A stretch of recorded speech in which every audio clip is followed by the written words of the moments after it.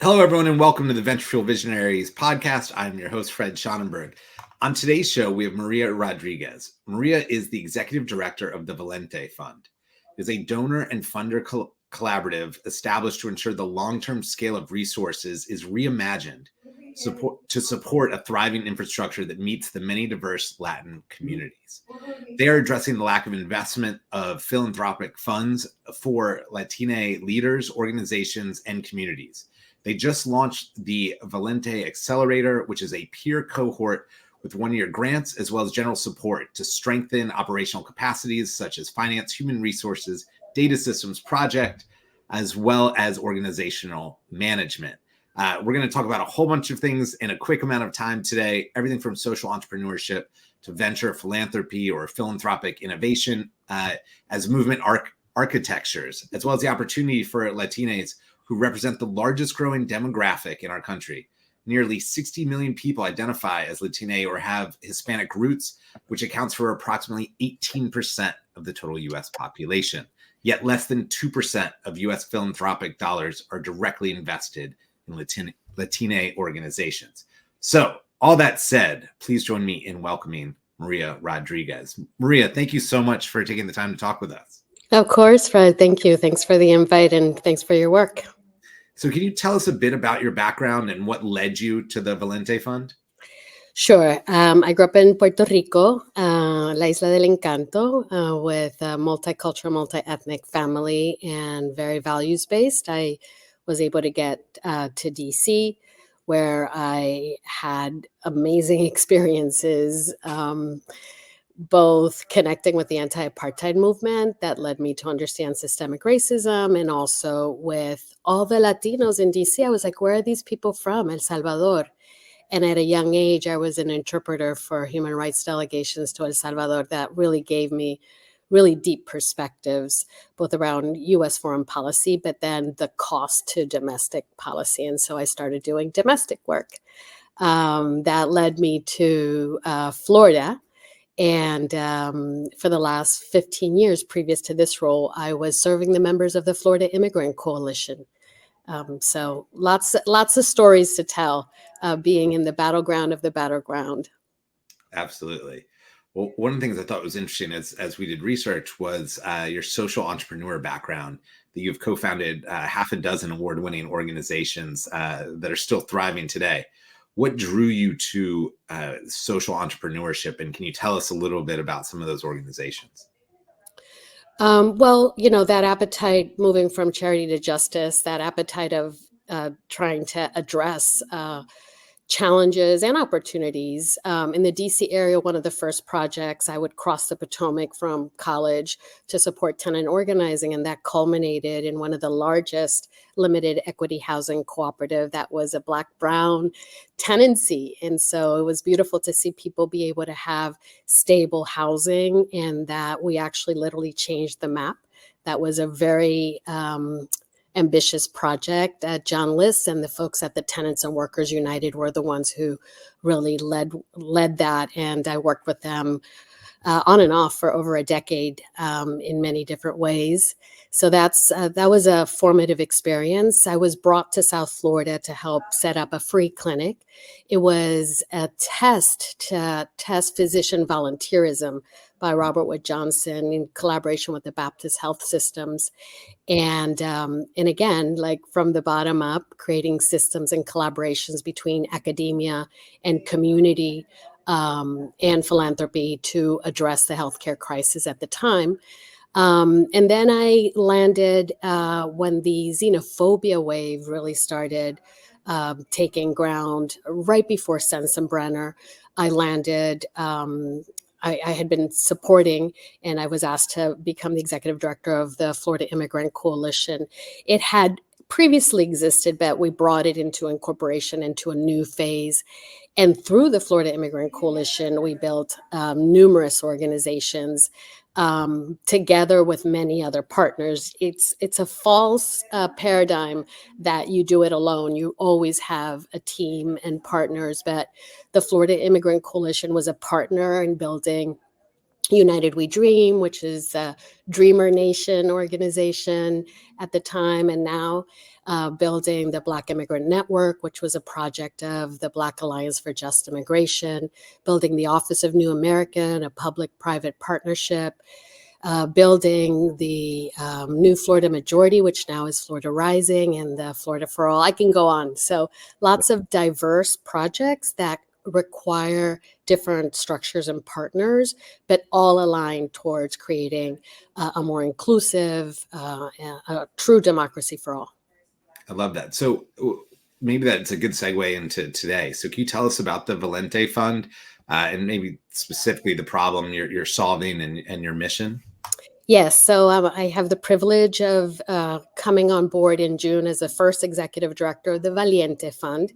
Valiente was founded by philanthropists who recognized the fact that we were not matching our power in leadership or impact, partly because we were, as you said at the beginning of the interview, receiving less than 2% of philanthropic dollars. So Valiente understands that Latinos, we are very many, as you said. We are young and we are growing.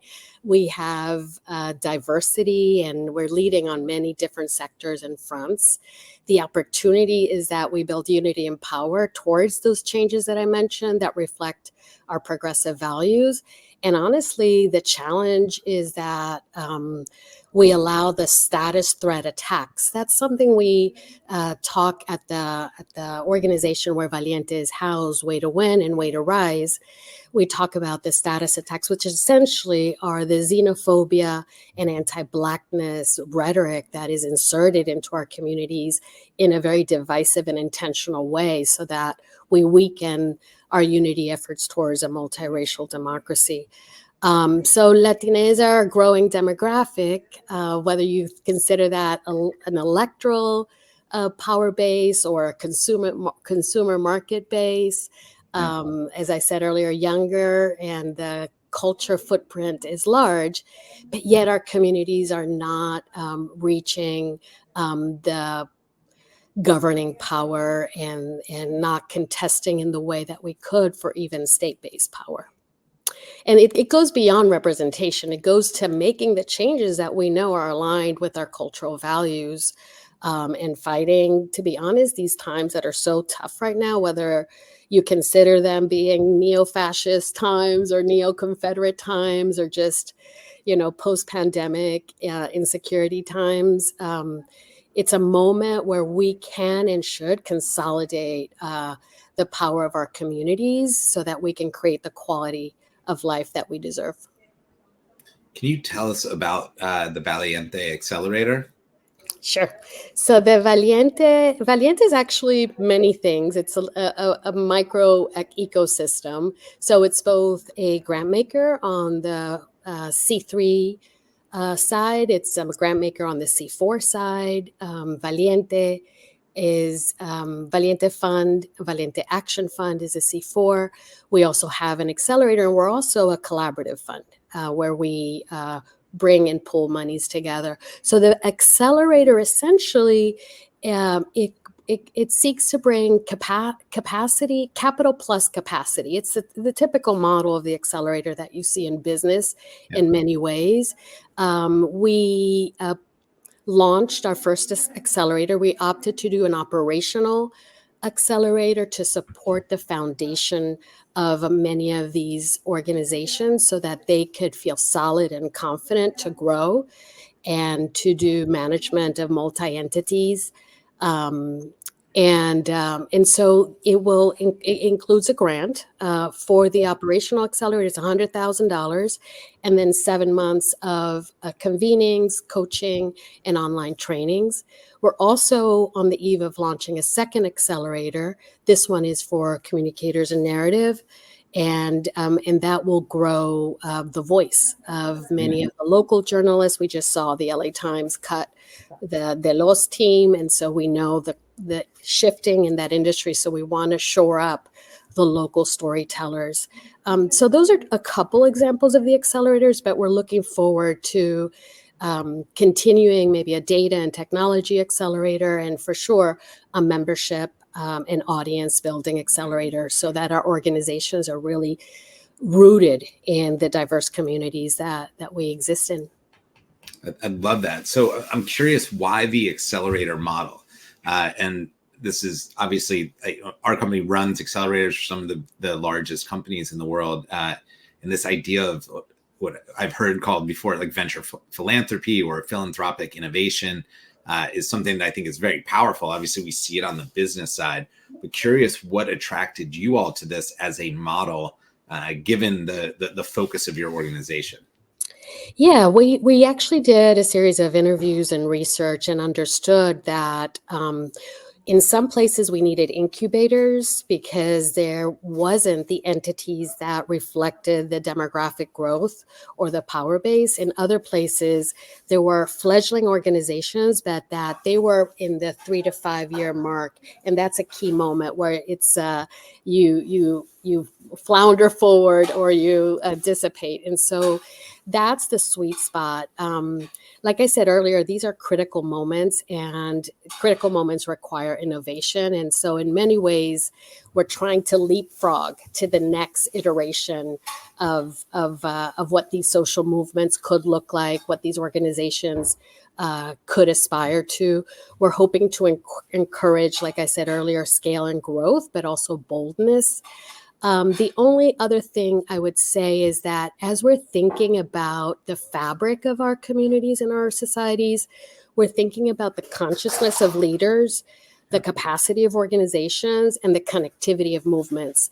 And that aspect of connectivity is really key to building the ecosystems that are important to be able to engage the diversity of our communities. Yeah. I don't know if I answered that question, Fred, but No, beautifully. I mean, it's so funny. I was taking down notes because we've interviewed all different models of accelerators and different people thinking of different things. And I mean, the microecosystems, the idea of the sort of moments of critical moments require innovation, and like how do you leapfrog?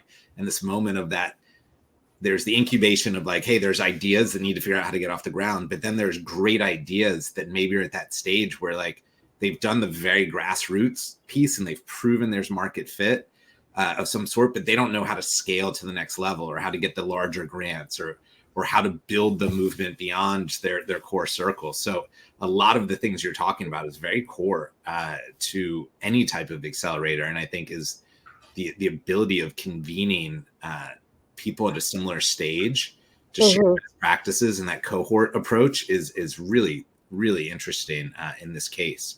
So you answered it perfectly. Peer learning is so powerful because nothing like experience. And it's clear that the consciousness of leaders is a basis so we can address that xenophobia and the anti-Blackness of the status threat.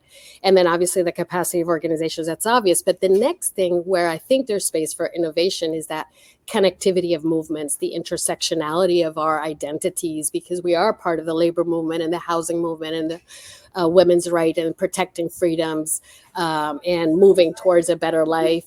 So in that area, Fred, I think there's also innovations around how do we have revenue generating entities that are part of the ecosystem? How do we create operational hubs? How do we do LLCs that can serve, be values aligned? So I think there's a lot of opportunities in building those ecosystems. And Latinos tend to be very entrepreneurial. That's a lot of the, not just immigrants, but Latinos. And so that's a lot of the energy that we also want to capture and generate. Yeah, I know we were talking a little bit before we hit record, but I've been fortunate to be on the advisory board and a member of Angeles Investors, which is the fastest growing angel group, specifically focused on Latina and Latino founded companies. And to your point of like entrepreneurial energy, like it is so exciting. I'm actually going to their pitch night, their Q2 pitch night this week. And it is like, it's so exciting to see all the problems being solved, how they're being solved with momentum. And so I think there's a lot here, a lot of intersection, both from the philanthropy side as well as the LLC side, and revenue generating that's pretty spectacular. And there's a lot of promise there. Speaking Yeah. of which, can you talk a little bit about some of the organizations or startups that are within this first cohort and what you're excited about? Yeah, we did an open call, so equal opportunity for so that we could really do some listening and really understand the landscape. Especially, I'm a new philanthropist or in this intermediary spot, so it was very important to kind of get a sense of who was out there. And we got amazing and very diverse groups. The ones that are, that I am drawn towards are folks who are directly impacted, that are addressing their experience and moving that forward. Some of it very dramatic, like a Pulse massacre survivor who saw that there wasn't an organization for queer Puerto Ricans in Central Florida, and especially after the hurricane, being able to give support in a really good landing spot so that they could get their voices heard in civic engagement.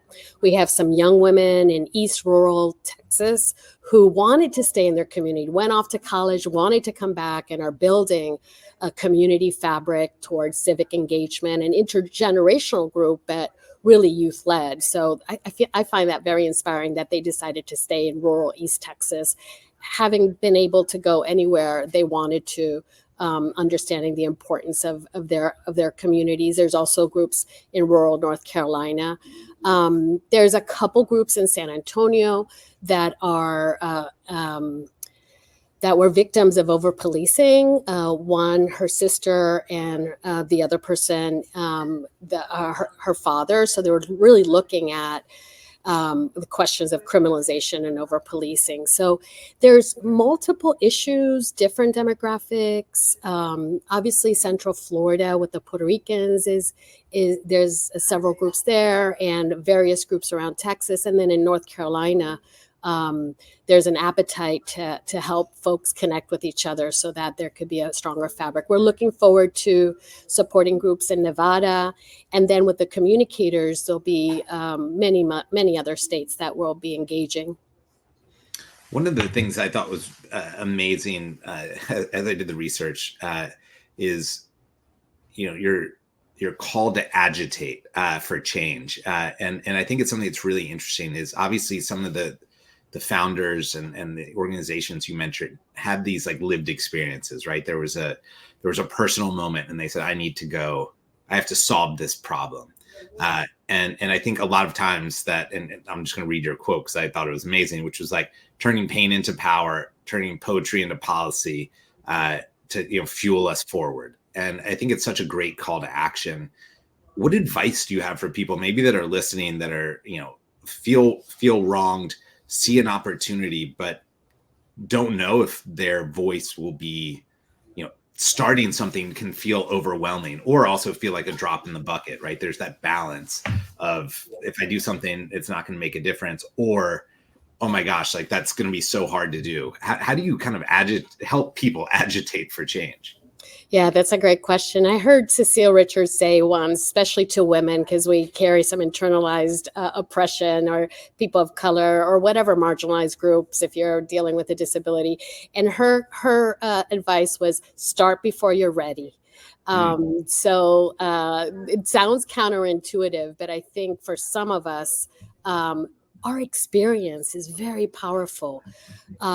We know systems that need to be changed, and the beauty of coming together with other people who have that same experience, it really helps you move from being a symptom or a victim of a system to really understand that you can change a system and that you are not a object of history but a subject of history, and that in the same way that we're building this multiracial democracy that we are having to protect at this moment with very dire implications, we are awakening people's governance muscle. And it's not just elected governance, it's governance over your body, over your home, over your school, over your workplace, your church, your union, whatever it is. So I think that coming together gives people a space to create analysis and create courage for bold action for the systemic change that we are seeking. Yeah, I love the focus on the bold action. It's so nice. Maria, where should people go to learn more about the program and all that you're working on? Yeah, the Valiente does have a page. It's a page where you can get our email, valiente@waytorise.org. And I'm looking forward to continuing the conversation, Fred, at different moments, bringing in some of our groups. You can see me on X at Rodriguez Maria. But yeah, I appreciate the opportunity for the chat, and thank you for the work that you've been doing it through Angeles and everywhere else. Well, thank you, and both for your time today and all that you're doing to spark change. It's really exciting. We'll be following along and promoting everything the best that we can. So thank you for your Yeah. time. We're inviting investors and funders to join us as we look for new ways of building power for Latine leaders, organizations, and communities. So thanks, Fred. Take care. Perfect. Thank you.